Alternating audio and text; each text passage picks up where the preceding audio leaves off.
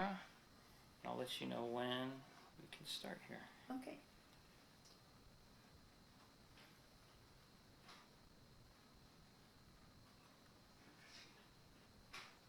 Y'all never heard of Martin's Mill, did you? Mm-mm. No? Not until now. Shame on you. When I was playing, they always rode me because I was from Martin's Mill and nobody knew where it was. And I'd tell them, Tyler is a suburb of Martin's Mill. That always threw it pretty good. That's a good one. I'm just gonna, just saw a chair in the background I'm gonna remove. Alright, as soon as I get back behind the camera, we are good to start with my first question.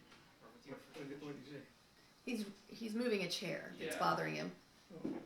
I didn't see that before. Okay. Alright, everybody, cell phones off, etc., etc. Ringers off. I mean, just ringers. You can be on it, Claire. And I'm gonna check mine. Okay, good to go. Okay. So you just brought up Martin's Mill, and that's, Yeah. of course, where we want to begin. Can you tell me a little bit about growing up in Martin's Mill, and what was your family like, and what did your parents do? My parents, my father was a farmer, Mhm. a semi-rancher, and was a cattleman primarily. And my mother worked side by side with him. Sometimes that was in the field. And but we grew up as farmers and some small ranchers. Grew up in that day and time. And it was I thought that at the time I thought I was really deprived growing up. I thought I was really missing a lot of stuff. I found out later that I was being spoiled. I didn't know life was harder later on as it turned out to be. But it was a great place to be raised, and there's very little you could do to get in trouble. A watermelon patch next door, or a little ribbon cane in the field. That was about all you could ever do to get in trouble. And it wasn't bad. What kind of a kid were you? Were you always athletic? Well, yeah, I was. Because one thing, I grew up, I suppose Mother could tell you, but I grew up running and jumping. And I didn't know anything else but to run and jump. I jumped barbed wire fences, or tried to. Some I can show you places that on my legs where I didn't make it. But I jumped barbed wire fences, and I jumped creeks. And we had cattle, milk cows that we milked, and it was about a mile and a half of timber and pasture. I'd have to go after the cows every day, and as I'd go, I'd find a limb of oak trees lined up. I'd find a limb to jump to it, and as I grew and I got better, I found another limb that was a little bit higher. So that's kind of where it all came from. But I just grew up running and jumping. 1 second. Yeah.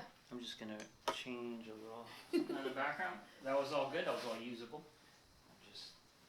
Hey Claire, go behind the camera real quick. Tell me when this glare cuts off from the glasses, because I'm seeing the lights. You see the lights? If I pivot like this, is that better? Yeah, that's good. Little things. Little things. I don't want to remove the glasses. I like them there. Okay, we're still rolling. So whenever you're ready with that, after that sip of water. Okay. So, what Jason has given me says that you became kind of known in East Texas as the farm boy who could jump out of the gym. Tell me a little bit about that. Ask me that again. He said you became known as the farm boy who could jump out of the gym. Well, I kind of became known as the boy who jumped out of the gym.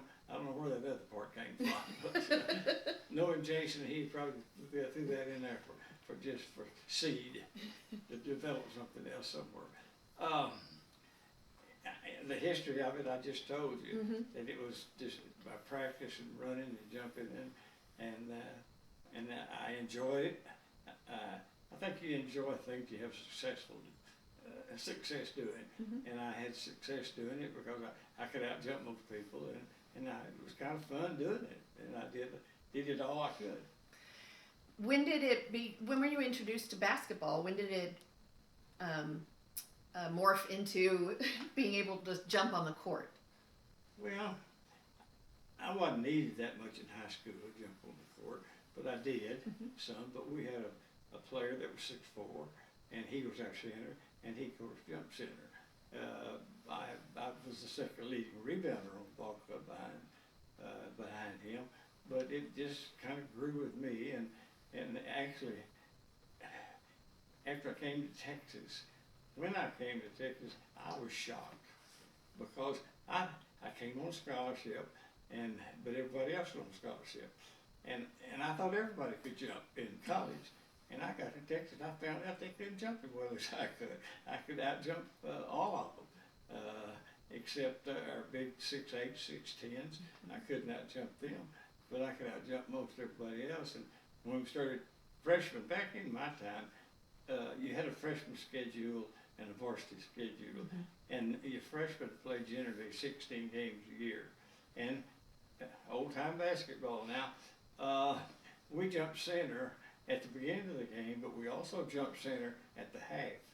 So there were 32 jumps my freshman year, and I jumped all 32 times. And to brag just a little bit, I got most all the first ones. It was a lot harder getting the second ones because I embarrassed them a little bit probably, and they got ready to jump. But I had an advantage. One, I could jump good, but two, I got to the ball quicker than they could because at 6'10" or 6'9" or 6'10", they had to unwind and all that a little bit, but I could go just like that. Yeah. And I still got a great deal of the second jumps too, but it was a lot of fun. That's great. Okay, 1 second. I'm just going to creep this in a little bit. So let me just ask you guys to pause.